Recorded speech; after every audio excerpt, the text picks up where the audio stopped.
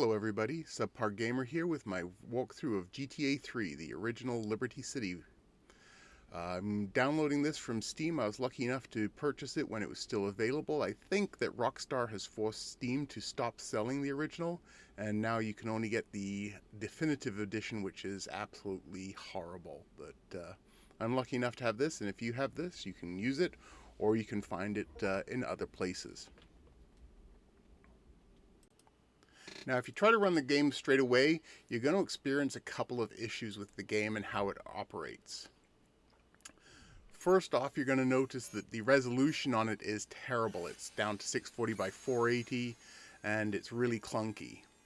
There's also several other issues with the original game, which is probably why they now only do the definitive edition. It just doesn't run well on modern hardware.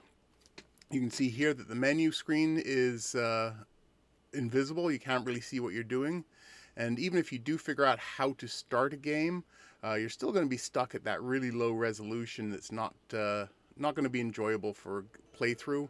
And like I said, there are other glitches that you'll run into because of the frame rate. Characters will get blocked, they'll get stuck in certain areas, things like that, and we want to make sure that we get those problems resolved.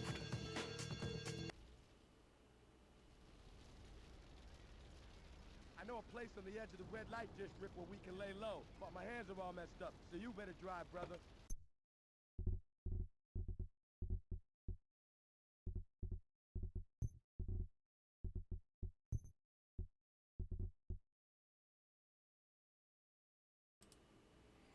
So in order to make this game really workable on modern hardware, we're going to have to download a couple of mods for the system.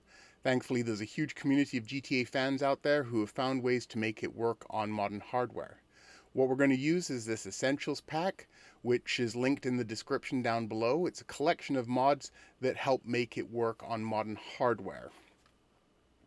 Now, downloading these mods can be a little bit tricky. I'm not going to go over each and every mod. It's a pack of them, but you can read about them here if you wish to. This is a collection of all of them in one place. You're going to download it by clicking on this download button down here. Now this is going to load up another page. Don't click right away. Wait until the page fully loads, or else you're going to accidentally click an ad. And now you're going to click the button that's in the middle there. When you click that, there's going to be a little timer. Just keep patient. Don't click any of the other buttons around that say download or anything, because those are all ads. They'll take you to other websites and things like that. You don't want to do that. So wait for the link to be ready, and then you're going to click on it, and it's still going to take you to another page. So go ahead and close that out, and then click on the button again. This will take you to another page. Again, wait just that moment, or else you're going to accidentally click on the ad. Don't click on other things around there, or else it will open up ads. Try to scroll down. Sometimes it's locked and you have to click on the page, which opens up various things until you can get down to the button.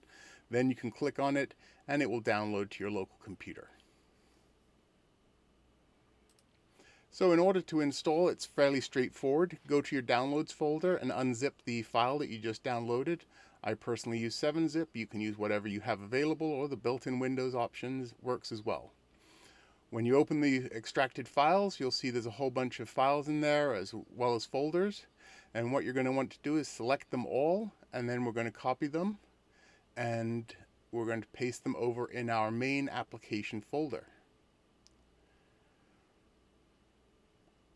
When you paste, you're going to get prompted to make sure you want to overwrite some files and duplicate folders, and that's okay. Just go ahead and proceed. Again, do all of this at your own risk, because it is a change and it's something you've just downloaded over the web, so do it at your own risk.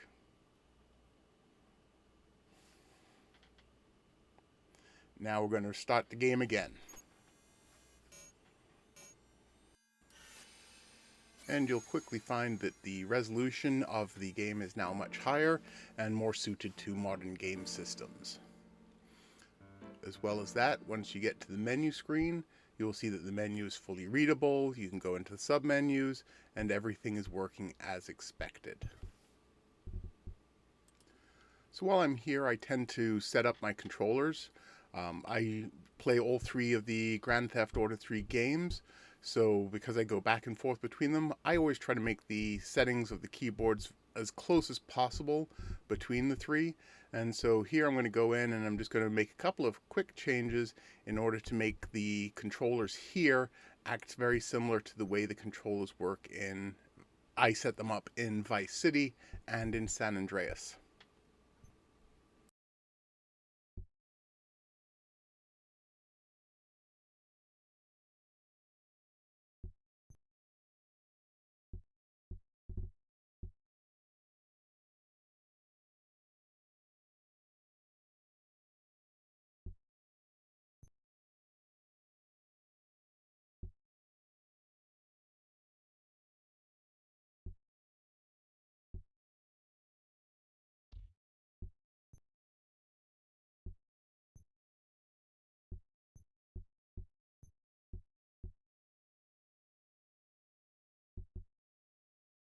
Next, I'm going to go in and change the sensitivity of the mouse.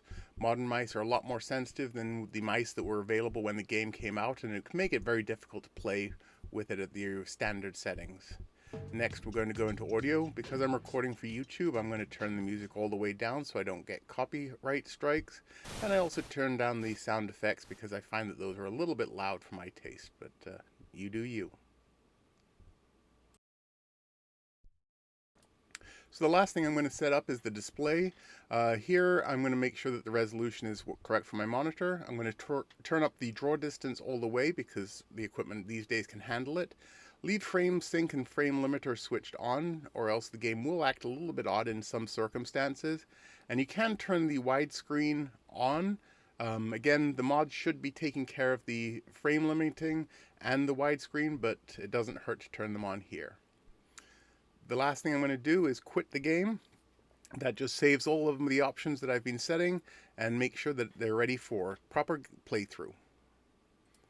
I look forward to seeing you in the next video where we're actually going to start playing the game.